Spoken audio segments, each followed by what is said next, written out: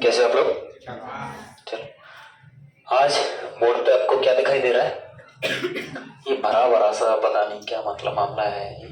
1 2 3 4 5 6 मतलब क्या फिर से गिनती हिंदी पढ़ने लग गए क्या? अच्छा, इंडियन पॉलिटी, भारतीय राज व्यवस्था एवं भारतीय संविधान। आज से हम लोग शुरुआत कर रहे हैं एक नए सब्जेक्ट की, और उस सब्जेक्ट का नाम है भारतीय राज व्यवस्था एवं भारतीय संविधान। आज की जो क्लास है ये एक तरीके से इंट्रोडक्टरी क्लास है। भारतीय संविधान के बारे में थोड़ा सा जानेंगे और जानेंगे कि राज्य व्यवस्था की शुरुआत कैसी हुई, राज्य व्यवस्था क्या होती है, और ये भी जानेंगे कि भारतीय संविधान में जो मुख्य मुख्य प्रावधान है वो क्या है। आपको आज की क्लास से ये हो जाएगा कि हमें भारतीय संविधान में बेसिकली पढ़ना क्या है और ये सब्जेक्ट हम क्यों पढ़ रहे हैं। ठीक, तो सबसे पहला प्रश्न तो ये है कि ये सब्जेक्ट हम पढ़ ही क्यों रहे हैं। तो इससे तुम्हारा इंटरेस्ट बढ़ जाएगा। तो इसको इस वजह से पढ़ रहे हैं कि चाहे तो पेपर पुलिस का हो, चाहे पेपर एसआई का हो, चाहे पेपर कलेक्टर का हो, चाहे पटवारी का हो, कोई भी एग्जाम हो, इससे प्रश्न आते हैं एग्जाम में। और अगर आप यूपी का कोई एग्जाम देने जा रहे हो तो भरमार प्रश्न रहते हैं इसके। अगर आप पीसीएस या फिर मतलब यूपीएससी का पेपर दे रहे हो तो बहुत अच्छे खासे प्रश्न आपको देखने के लिए मिलेंगे इससे। एकदम क्लियर है? तो इसके पढ़ने के पीछे का मतलब कारण समझ में आ गया कि हम इसको क्या पढ़ रहे हैं।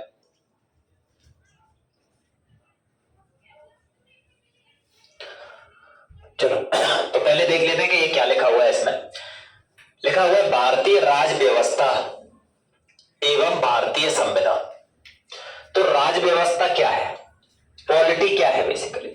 तो पॉलिटी ये जो शब्द है ना, ये जो पॉलिटी टर्म है, ये पॉलिटी शब्द ग्रीक भाषा के पॉलिस शब्द से निर्मित हुआ है। कौन से शब्द से? पॉलिस शब्द से निर्मित हुआ है, जिसका अर्थ होता है शासन व्यवस्था। क्या होता है? शासन व्यवस्था। मतलब भाई कोई देश है, कोई भी देश है, कोई संगठन है, कोई परिवार है,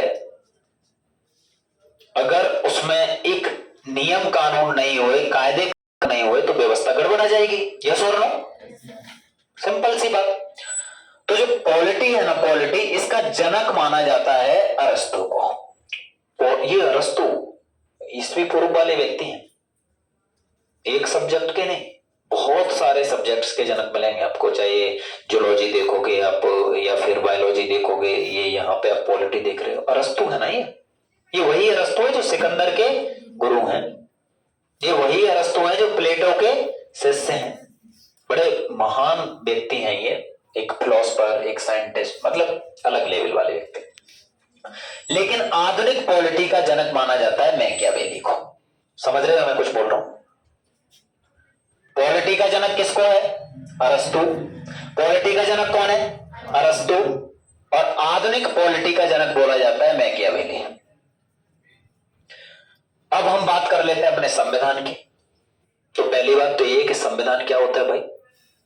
संविधान मतलब समधन विधान, मतलब सम माने समान, विधान मतलब कानून, नियम, मतलब एक तरीके से कानून की पुस्तक है जो सबके लिए समान है, सभी देशवासियों पे समान रूप से लागू होते हैं ये कानून। और इस नियम कानूनों से शक्ति किसके पास रहेगी, निर्णय करने की क्षमता किसके पास है, न्यायालय के क्या काम है, विधायिका के क्या काम है, कार्यपालिका के क्या काम है, मीडिया के क्या काम है, आम जनता के क्या कर्तव्य हैं, क्या अधिकार हैं, ये सारा का सारा मतलब किसमें लिखा गया है? संविधान में। और उस संविधान के हिसाब से हमारे देश की शासन व्यवस्था अपना कार्य करती है। कोई दिक्कत तो नहीं आप लोगों को, होनी भी नहीं चाहिए। एकदम सिंपल सी भाषा में समझ, ठीक है। तो क्या लिखा हुआ है? संविधान एक विधान या कानून है जो समान रूप से लागू होता है, कोई दिक्कत नहीं। लिखा है भारतीय संविधान के जनक।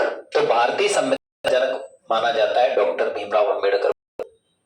क्यों माना जाता है हम पढ़ेंगे संविधान के प्रारूप को, देखेंगे संविधान कैसे बना, तब हमें समझ आ जाएगा कि डॉक्टर भीमराव अंबेडकर की इंपोर्टेंस क्या है और क्यों इन्हें भारतीय संविधान का पिता बोला जाता है, जनक बोला जाता है। कोई दिक्कत तो नहीं है ना भाई? 1% दिक्कत नहीं होनी चाहिए, ठीक है। जो भारतीय संविधान है ये विश्व का सबसे बड़ा लिखित संविधान है। सुनिए ध्यान से, जो भारत का संविधान है, भारत का संविधान विश्व का सबसे बड़ा लिखित संविधान है। विश्व का सबसे बड़ा लिखित संविधान है ये। और साथ साथ मैं आपको ये भी बता दूं, भारत अब विश्व का सबसे ज्यादा जनसंख्या वाला देश बन गया है। ठीक है, तो विश्व का सबसे बड़ा लिखित संविधान किसका है? भारत का। लेकिन विश्व का सबसे पहला लिखित संविधान किसका है? अमेरिका का। ये साथ में याद रख लेना है आपको। सबसे बड़ा भारत का है, लेकिन विश्व का सबसे पहला लिखित संविधान किसका है? अमेरिका का। साथ साथ में आपको याद रखना है विश्व का सबसे पहला अलिखित संविधान किसका है? तो ब्रिटेन का। एकदम क्लियर, तीनों प्रश्न याद रहेंगे आपको। विश्व का सबसे पहला लिखित संविधान अमेरिका, विश्व का पहला सबसे अलिखित संविधान ब्रिटेन, और विश्व का सबसे बड़ा लिखित संविधान भारत। अब विश्व का सबसे बड़ा लिखित संविधान है तो भाई क्या है इसके अंदर? तो 22 भाग हैं। एकदम क्लियर दिखाई दे रहा है? कितने? 22 भाग, 395 अनुच्छेद और 12 अनुसूचियां। एकदम क्लियर। भारतीय संविधान में 22 भाग, 395 अनुच्छेद और 12 अनुसूचियां हैं। आगे देखिए, जो भारतीय संविधान है ना, विश्व का सबसे बड़ा लिखित संविधान है, तो इसको बनाने में कितना समय लगा? संविधान को लिखने में या बनाने में, इसको तैयार करने में कितना समय लगा? तो 2 वर्ष 11 महीने और 18 दिन का समय लगा। आपको याद रखना है एकदम, 2 वर्ष 11 महीने और 18 दिन का समय लगा। भारतीय संविधान का जो निर्माण है वो किया संविधान सभा ने। किसने किया? संविधान सभा ने। और संविधान सभा में 389 सदस्य थे। कितने सदस्य थे? 389 सदस्य। लेकिन विभाजन के बाद इनकी संख्या घटके कितनी रह गई? 299। कोई दिक्कत नहीं होनी चाहिए आपको एकदम। भाई इससे आसान भाषा में भी कुछ समझाया जाता है क्या? इससे आसान कुछ और नहीं हो सकता। भारतीय संविधान को बनने में कितना समय लगा? 2 साल 11 महीने 18 दिन। कितने सदस्य टोटल? 389 सदस्यों की मेहनत है। बाद में कितने रह गए जब पाकिस्तान बन गया एक अलग से देश? तो 299। अगर आपसे कोई पूछ ले कि भारतीय संविधान सभा का जो अध्यक्ष था तो पहले कौन थे? सबसे पहले किसको बना दिया? डॉक्टर सच्चिदानंद सिन्हा को। डॉक्टर सच्चिदानंद सिन्हा को। लेकिन स्थायी अध्यक्ष के रूप में बनाया गया डॉक्टर राजेंद्र प्रसाद, और उपाध्यक्ष बनाए HC मुखर्जी। एकदम क्लियर याद रखना है आपको। मैं कुछ बोल रहा हूं वो समझ में आ रहा है कि नहीं आ रहा है? भारतीय जो संविधान सभा है, जो संविधान का निर्माण कर रही है, इसके अध्यक्ष बनाया गया सबसे पहले डॉक्टर सच्चिदानंद सिन्हा को। लेकिन स्थायी अध्यक्ष के तौर पर नियुक्त किया गया किसको? डॉक्टर राजेंद्र प्रसाद, और उपाध्यक्ष के रूप में थे HC मुखर्जी। ठीक, आगे देखो, जो भारतीय संविधान है वो बनके तैयार हुआ था 26 नवंबर 1949 को। कब हुआ था?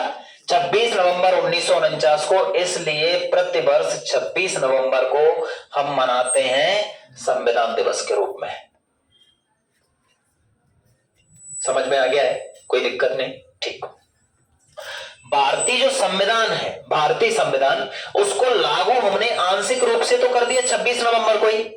आंशिक रूप से मतलब कुछ प्रावधान लागू कर दिए, लेकिन हमने इसको पूर्णतः, क्या है ये? पूर्णतः लागू किया 26 जनवरी 1950 को। कब किया?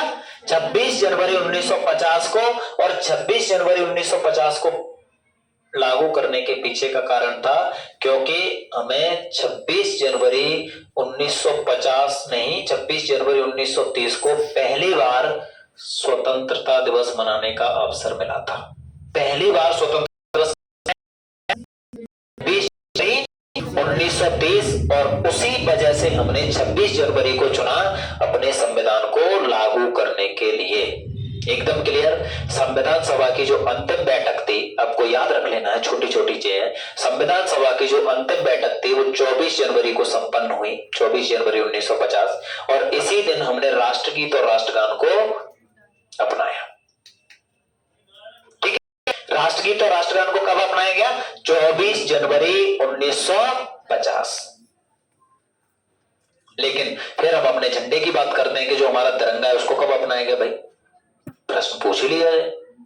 हम बात कर ही रहे हैं तो बात चली है तो बात बहुत आगे तक जाएगी। हमने झंडे को अपनाया 22 जुलाई 1947, 22 जुलाई 1947 को। ठीक है, चलो हमारा जो संविधान है उसमें प्रमुख प्रावधान क्या है? अगर हम उनके प्रमुख प्रावधानों को देखें तो हमारे संविधान में देखो मौलिक अधिकार है भाई। हमारे संविधान में डीपीएसपी है, मतलब राज्य के नीति निर्देशक तत्व हैं। हमारे संविधान का जो भाग 5 है उसमें आप देखोगे तो मतलब जो शक्तियां हैं उसका सेपरेशन मतलब हमें दिखाई देता है। राष्ट्रपति की क्या शक्तियां हैं, प्रधानमंत्री की क्या शक्तियां, सुप्रीम कोर्ट है, सुप्रीम कोर्ट की क्या शक्तियां होती हैं उसमें दिखाई देती है। हमें संसद है, विधायिका है, फिर कार्यपालिका है, भाई राज्यसभा और लोकसभा है। ये सारी की सारी चीजें हमें कहां दिखाई देती? भाग 5 में। कितना इंपॉर्टेंट वाला मामला है।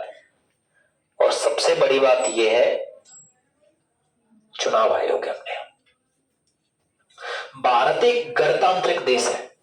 अब हम जो बात कर रहा हूं ना, मैं यहाँ जगह नहीं है बोर्ड पे, तो आपको जगह नहीं दिखाई दे रही, मुझे भी नहीं दिखाई दे रही, तो मैं ऐसे ही बस सबसे बोलूंगा, आप समझ जाना। एक शब्द है गणतंत्र और एक शब्द है लोकतंत्र। वैसे शब्द दोनों सिमिलर हैं लेकिन इनमें थोड़ा सा फर्क है, बारीक फर्क है। उस पर देखो जाओगे तो थोड़ा सा पता चलेगा। लोकतंत्र की परिभाषा आप लोगों ने एकेडमिक क्लासेस ली होगी तभी पढ़ा होगा, और आपको एक व्यक्ति याद आएंगे, अमेरिका के राष्ट्रपति। नाम बता पाएंगे आप लोग? जो अमेरिकी गृह युद्ध के समय राष्ट्रपति थे। बहुत मोटिवेशनल वाला मामला है उनका। आप लोग पढ़ते भी रहते हो, नाम भी सुनते हो, मोटिवेट भी होते हो, और फिर मतलब बोलते हो क्या बात है, इतने सारे चुनाव हारने के बाद भी इतनी गरीबी रेखा से मतलब निकल के, और अमेरिका का राष्ट्रपति बिल क्लिंटन। बिल क्लिंटन ने यार, अब्राहम लिंकन। कौन? Abraham Lincoln. कौन? अब्राहम लिंकन अमेरिकी गृह युद्ध के समय राष्ट्रपति थे 1861।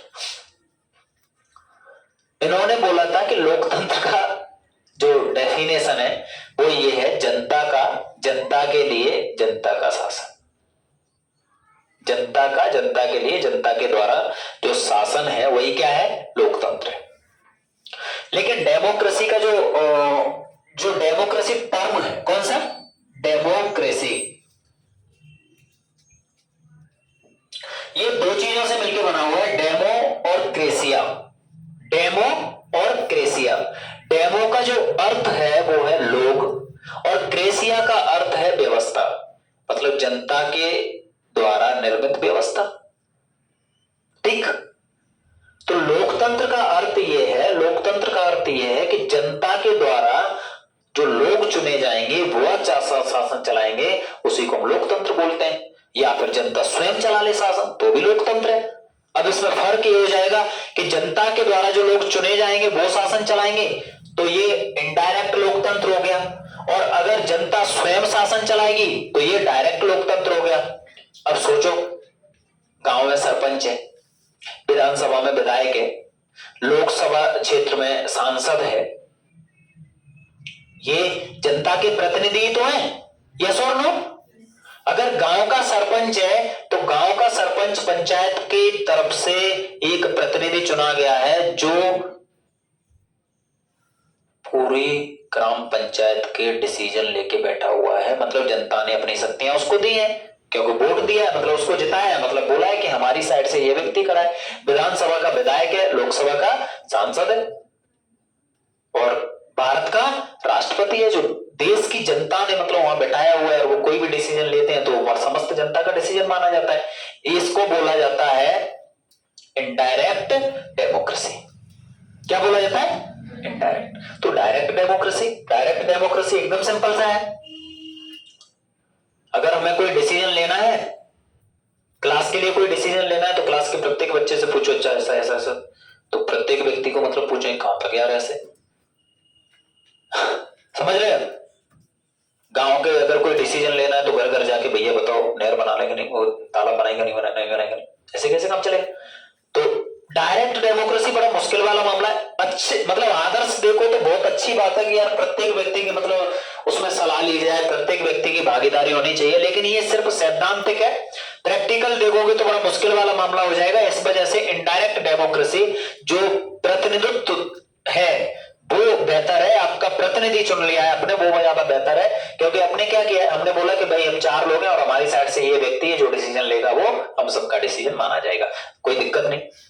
चलो अब हम बात करते हैं गणतंत्र की। तो गणतंत्र का भी, गण का मतलब भी जनता होता है, तंत्र का भी मतलब व्यवस्था होता है।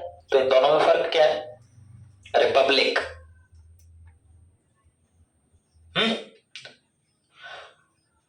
इसका जो सिंपल सी भाषा में इसको समझना है तो आप ये समझ लो, सिर्फ जिस देश में हेड ऑफ स्टेट जनता के द्वारा चुना जाता है उसको बोला जाता है गणतंत्र, गणतांत्रिक देश। हेड ऑफ स्टेट मतलब राष्ट्रपति जनता के द्वारा चुने जाते हैं। लेकिन ब्रिटेन में देखोगे तो ब्रिटेन में हेड ऑफ स्टेट है वो वंशानुगत है, तो वहां गणतंत्र नहीं, लेकिन गणतंत्र है। मतलब प्रधानमंत्री के लिए चुनाव होता है, सांसदों का चुनाव होता है, लेकिन हेड ऑफ स्टेट का चुनाव नहीं होता है। तो वहां लोकतंत्र तो है लेकिन गणतंत्र। हमारे यहां लोकतंत्र भी है प्लस गणतंत्र भी है, कोई दिक्कत नहीं है यहां तक। चलो ठीक है, तो ये कंडीशन अब आपको समझा दो मैं। संविधान की जरूरत क्या है? लिखा है भारतीय राज्य व्यवस्था, तो भारतीय राज्य व्यवस्था एवं भारतीय संविधान। तो बात यह है कि संविधान की जरूरत क्या है सर? संविधान की जरूरत यह है कि संविधान देश में कानून व्यवस्था, या सीधी सीधी बात यूं कहूं तो जो अव्यवस्था फैली होती है उस अव्यवस्था को व्यवस्था में तब्दील कर देता है। जैसे अगर हमारी कोचिंग के कोई नियम कानून ना हो तो यहीं पे एक बच्चा मोबाइल निकालेगा, आराम से मतलब बात करने लग जाएगा। एक का मन करेगा, बोलेगा सर मुझे नींद आ रही है मैं सो लेता हूं। एक का मन किया तो वो तो मतलब बोला कि मैं दादा हूं, या उधर मतलब एक मुक्का मार दिया। कोई नियम कानून नहीं है ना। लेकिन अगर नियम कानून है, सीधा सीधा सा लिखा हुआ है कि क्लास में बात करना अलाउ नहीं है, ये नियम है, लिखित नहीं है लेकिन कैसा है, अलिखित है, आपके माइंड में है। ब्रिटेन का संविधान कि यहां पे बात करना, क्लास में बात करना अलाउ नहीं है। क्लास में फोन आया, मोबाइल या तो बंद या फिर साइलेंट, लेकिन बात करना यहां पे अलाउ नहीं है, नहीं तो जुर्माना लग जाएगा, क्लास से भी भगाया जा सकता है। अनुशासनहीनता की तो दिक्कत भी हो सकती है कुछ। क्यों? यहां नियम बने हुए हैं, इसी वजह से क्लास में बच्चे फोकस कर सकते हैं जिस काम पे आए हुए उस पे, तो अव्यवस्था नहीं फैलती। दूसरी बात, क्लास में डिसीजन कौन लेगा वो पता हुआ है। तुम्हारा कर्तव्य क्या है वो तुम्हें पता हुआ है, तुम्हारे अधिकार क्या है वो तुम्हें पता हुआ है। तुम्हें पता हुआ है कि हम पढ़ने आए सर, हम कहीं से भी आपसे प्रश्न पूछ सकते हैं, बिल्कुल अधिकार है आपका, एकदम अधिकार है। लेकिन मैं आपको पढ़ा देता हूं और उसके बाद आपको पढ़ना चाहिए, ये आपका कर्तव्य है।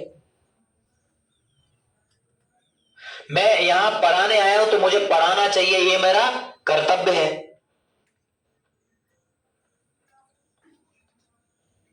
भारतीय संविधान है वो भी यही बोलता है भाई किसके क्या अधिकार हैं, किसके क्या कर्तव्य हैं, कौन सी शक्ति किसके पास है। और सबसे बड़ी बात, अगर कोई नियम कानूनों का उल्लंघन करता है तो फिर आईपीसी बनी हुई है, उसके तहत मतलब भाई केसेस हो जाएगा। अगर किसी ने किसी, समझो कि कोई व्यक्ति है, आर्टिकल 17 देखोगे तो आर्टिकल 17 अस्पृश्यता का अंत करता है, मतलब बोलता है छुआछूत कोई किसी से नहीं करेगा। यस और नो, मैं ऐसे ही एग्जांपल के थ्रू समझा रहा हूं, छुआछूत कोई किसी से नहीं करेगा। लेकिन अगर कोई छुआछूत करता है तो उसके लिए कानून बना हुआ है, आपने नाम सुना होगा उसका, अस्पृश्यता अपराध अधिनियम है। अस्पृश्यता अपराध अधिनियम 1989, मतलब एक सीधा हरिजन एक्ट के नाम से आप लोग जानते हैं। उसके ऊपर केस कर सकते हो कि भाई ये मुझे जाति सूचक शब्दों से मतलब संबोधित कर रहा था या गाली दे रहा था या जो भी। ये किसी से तुम बोलते हो कि देख तू मेरे पास में तुम्हारे बच्चा बैठा हुआ है कोई, तुम बोल रहे हो कि नहीं मैं तो ऊंचा हूं, बच्चों को बोल रहे हो तुम तो नीचे हो, तो भाई यार तू भी इंसान है वो भी इंसान है, दोनों के पास हड्डी भी सेम, खाल भी वही है, जो स्किन स्किन जो आपको दिखाई दे रही है, क्यों अपना फालतू का। हमारा संविधान क्या है? समानता पे बल देता है, समानता की बात करता है, और अगर समानता को नहीं अपनाते हो तो फिर वो दंड की भी बात करता है। तो कानून समाज में व्यवस्था बनाने के लिए बनाए जाते हैं, अव्यवस्था को रोकने के लिए बनाए जाते हैं। और सबसे बड़ी बात ये, दुनिया में ना तो कोई व्यक्ति ऐसा पैदा हुआ जिसके 100% समर्थक हो जाए, ना कोई ऐसा कानून बना कि जिसके 100% मतलब बोले कि भाई क्या बात है क्या कानून है, कभी नहीं। समझ में आ रहा है मैं कुछ बोल रहा हूं? मैं यहाँ कोचिंग का भी कोई नियम बना दूं, मैं बोल दूं भाई क्लास में मेरे आने से पहले आप लोगों को आ जाना है, कुछ ना कुछ तो ऐसे नमूने होंगे ही जिनको मतलब क्यों, ये कौन सी बात है, 5 मिनट लेट हो गए तो क्या हो गया, सोते रह गए, 5 मिनट ही तो ज्यादा हुआ है, सही बात है।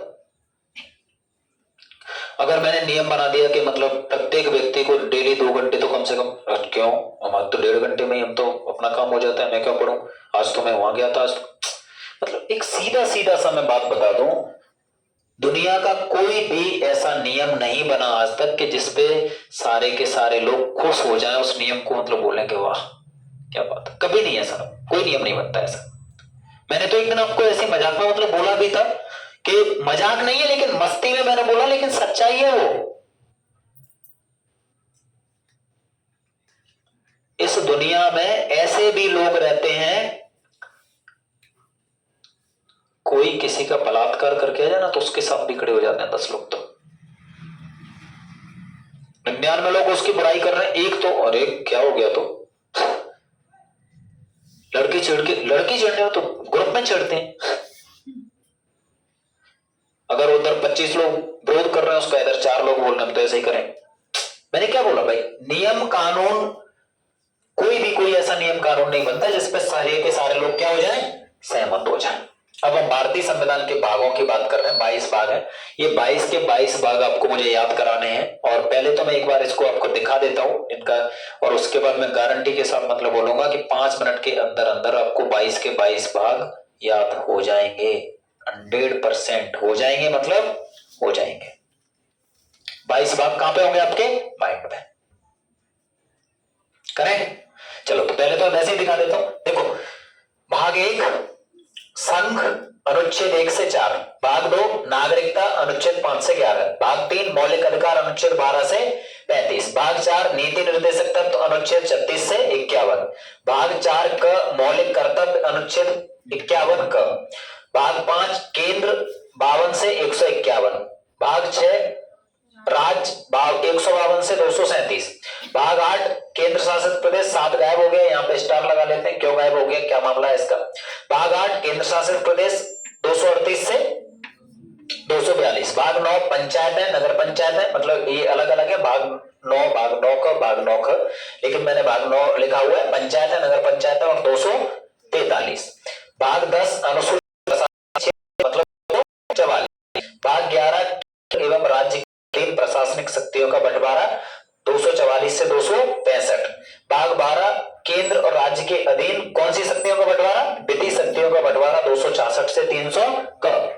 उसके बाद हम इधर देखते हैं भाग 11 वो भाग 13 व्यापार वाणिज्य 301 से 307, उसके बाद देखते हैं भाग 14 प्रशासनिक सेवाएं केंद्र और राज्यों के अधीन प्रशासनिक सेवाएं, जैसे संघ लोक सेवा आयोग या मध्य प्रदेश लोक सेवा आयोग, उत्तर प्रदेश लोक सेवा आयोग है ना, ये सारे के सारे जो नौकर। और यहीं पे भाग 14 का मैंने नीचे लिखा हुआ है प्रशासनिक अधिकार, मतलब जो प्रशासनिक ऑफिसर्स होते हैं इनके लिए अलग से जो कोर्ट है वो ये है प्रशासनिक अधिकार, ठीक। भाग 15 निर्वाचन आयोग, भाग 324 से 329, भाग 16 अनुसूचित जाति अनुसूचित जनजाति अन्य पिछड़ा वर्ग के लिए विशेष प्रावधान 330 से 342, भाग 17 भाषा 343 से 351, भाग 18 आपातकाल 352 से 360, भाग 19 विविध या प्रकीर्ण 361 से 367, भाग 20 संविधान संशोधन 368, उसके बाद भाग 21 अस्थायी प्रावधान 369 से 392, उसके बाद भाग 22 संविधान का संक्षिप्त रूप, और संविधान के संक्षिप्त रूप में 393 से 395। चलो ये तो ये कि कुछ नहीं, ऐसे कैसे, इसको रखना ही पड़ेगा, यस और नो।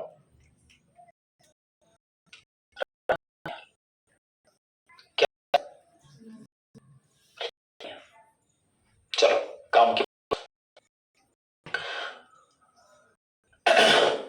देश है, क्या है, एक देश। उस देश के अंदर रहते हैं नागरिक, सिंपल सी भाषा में समझो, क्या है, एक देश है। देश के अंदर कौन रहते हैं, नागरिक। अब जो नागरिक रह रहे हैं तो नागरिकों के कुछ अधिकार होने चाहिए भाई, यस और नो। कुछ अधिकार तो ऐसे होने चाहिए जो जरूरी है, कुछ ऐसे मिल जाए तो ठीक, नहीं मिले मतलब अधिकार दो प्रकार के होंगे। ऐसा होता है ना भाई, ये तो चाहिए ही चाहिए, जैसे रोटी, पानी, हवा, ये जरूरी है ना। कुछ अधिकार कैसे हैं, जरूरी, और कैसे हैं, गैर जरूरी। तो जरूरी होते हैं ना, उनको बोला जाता है मूल, मतलब बोलते हैं जड़। जैसे मकान बना रहे हैं तो उसके लिए क्या होता है, कम से कम नींव तो चाहिए। जड़ को मूल भी बोला जाता है और मूल को मौलिक भी बोला जाता है। तो कुछ तो मौलिक अधिकार और कुछ ऐसे मिल जाए तो ठीक है, नहीं मिले तो ठीक है, नीति निर्देशक तत्व। और देखो अब अधिकार मिल गए तुम्हें, जरूरी भी मिल गए, गैर जरूरी भी मिल गए, तो तुम्हारे कर्तव्य नहीं है कुछ, है या नहीं है। तुम्हें पता है जाने अनजाने में तुमने भाग 1, भाग 2, भाग 3, भाग 4 और भाग 4 कंप्लीट हो गए आपके। दिखाऊं अभी, इधर लौटो, देखो भाग 1 में क्या है, देश। भाग 1 में क्या है, देश। भाग 2 में क्या है, नागरिकता। भाग 3 में क्या है, मौलिक अधिकार। भाग 4 में क्या है, नीति निर्देशक तत्व। और भाग 5 में क्या है, मौलिक कर्तव्य। यही तो मैंने बोला था, यही तो बोला अभी। देश, देश में नागरिक, पहले जरूरी अधिकार, फिर गैर जरूरी अधिकार, फिर मौलिक कर्तव्य। मतलब एक देश है, देश में नागरिक रह रहे हैं, नागरिकों के अधिकार हैं, पहले जरूरी अधिकार हैं, फिर गैर जरूरी अधिकार है, फिर हमारे कुछ कर्तव्य भी है। भाग 4 का तक कंप्लीट हो गया। अब देखो 5 से लेकर 10 तक कैसे कंप्लीट होता है, एकदम आसानी से। हमारे देश में सबसे बड़ा है केंद्र, हाँ या ना। सबसे बड़ा क्या है, केंद्र। केंद्र के बाद आते हैं राज्य, केंद्र के बाद क्या आते हैं, राज्य। और राज्यों से छोटे होते हैं केंद्र शासित प्रदेश, हाँ या ना। और केंद्र शासित प्रदेशों से छोटी होती हैं पंचायतें, जैसे जिला पंचायतें हो गई, जनपद पंचायतें हो गई, ग्राम पंचायतें हो गई, नगर पंचायतें हो गई, नगर निगम हो गए, हाँ या ना। और उसके बाद होती हैं आदिवासियों की पंचायतें। किसकी पंचायतें, आदिवासी। तो पता है भाग 5 से लेके भाग 10 तक कंप्लीट। भाग 5 में केंद्र, भाग 6 में राज्य, भाग 7 है नहीं, भाग 8 में केंद्र शासित प्रदेश, केंद्र शासित प्रदेशों के बाद पंचायतें, और पंचायतों के बाद आदिवासियों की पंचायतें। आ जाओ वापस। भाग 5 केंद्र, भाग 6 राज्य, भाग 8 केंद्र शासित प्रदेश, भाग 9 पंचायतें, भाग 10 अनुसूचित प्रशासनिक क्षेत्र, मतलब ये आदिवासियों की पंचायत है। मतलब आदिवासियों के लिए रिजर्व जो जगह कर दी जाती है उसको क्या बोला जाता है, अनुसूचित प्रशासनिक क्षेत्र। देखो फिर से वापस देखो कितना शानदार। सबसे पहले केंद्र, केंद्र के बाद क्या आता है, राज्य, राज्यों के बाद क्या आते हैं, केंद्र शासित प्रदेश, केंद्र शासित प्रदेशों के बाद क्या आते हैं, पंचायत, पंचायतों के बाद आदिवासियों की पंचायत। खत्म। देख रहे हो तुम तो बोल रहे थे होंगे ही नहीं, अब हो गए ना।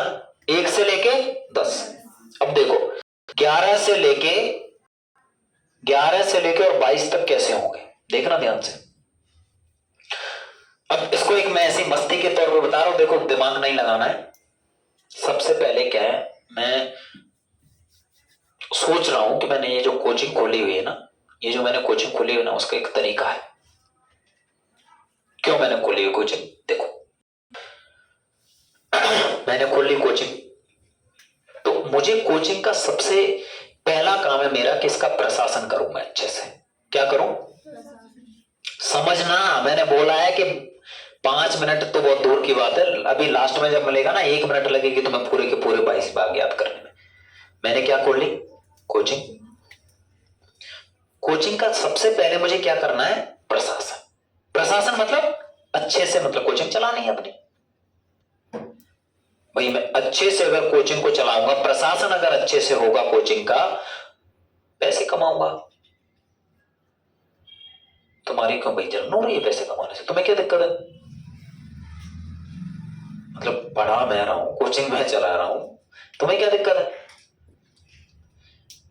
सबसे पहले मैंने कोचिंग खोली, कोचिंग का अच्छे से प्रशासन करूंगा, और प्रशासन अच्छे से अगर किया मैंने तो पैसे कमाऊंगा। पैसे कमाने के बाद क्या करूंगा? व्यापार करूंगा। क्या करूंगा? व्यापार। ठीक है। तो व्यापार करने के लिए मैं क्या, कुछ नौकर रखूंगा। क्या रखूंगा?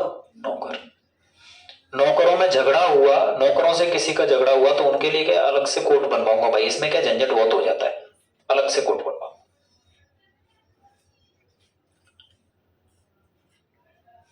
पैसे भी कमा लिए, नौकर बढ़िया काम कर रहे हैं, अब मैं चुनाव लड़ूंगा।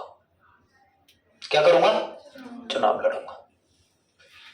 चुनाव लड़के मैं SC ST OBC यानी कि जो पिछड़े हुए लोग हैं उनके लिए काम करूंगा। उनके लिए काम करने के क्रम में मेरा सबसे पहला काम होगा कि उनको भाषा सिखाई जाए। क्या? भाषा सिखाई जाए। उनको भाषा सिखा दी। भाषा सिखाने के बाद कंडीशन ऐसी होगी कि भाई ये लोग अपने अधिकारों की मांग करेंगे, जो लोग मतलब अधिकार न देने के मूड में उनसे इनका झड़प हो जाएगी, तो अव्यवस्था फैल जाएगी। अव्यवस्था फैल जाएगी तो मेरा काम होगा कि आपातकाल लगा दो। क्या कर दूंगा? आपातकाल लगा दूंगा। आपातकाल लगाने का मतलब यह है कि भैया स्ट्रिक्ट रहो एकदम से, मतलब कोई भी अभी बीच में बिल्कुल लड़ाई नहीं करेगा, नहीं तो जेल में डाल देंगे तुरंत। ठीक? आपातकाल लगा दो। और आपातकाल के दौरान ही सबको बोलूंगा कि विविध पढ़ो। क्या पढ़ो? विविध पढ़ो। जब वो विविध पढ़ लेंगे तब उनको समझ में आएगा कि मतलब अच्छा मामला ऐसा है। उसके बाद मैं संविधान में संशोधन करूंगा। क्या करूंगा? संविधान में संशोधन करूंगा। और संविधान में संशोधन करके मैं कुछ अस्थायी प्रावधान दे दूंगा। मतलब बोलूंगा कि देखो तुम खुश रहो, लोग तुम्हारे लिए ये दे दिया मैंने अभी, ठीक है, लेकिन ये परमानेंट नहीं है, याद रखना, अस्थायी है ये। तो वो लोग बोलेंगे चलो ठीक है, अस्थायी प्रावधान। फिर मैं बोलूंगा उनसे कि संविधान पढ़ो तो बोलेंगे नहीं पढ़ रहे, ऐसी मोटी किताब हमसे नहीं पढ़ी जा रही।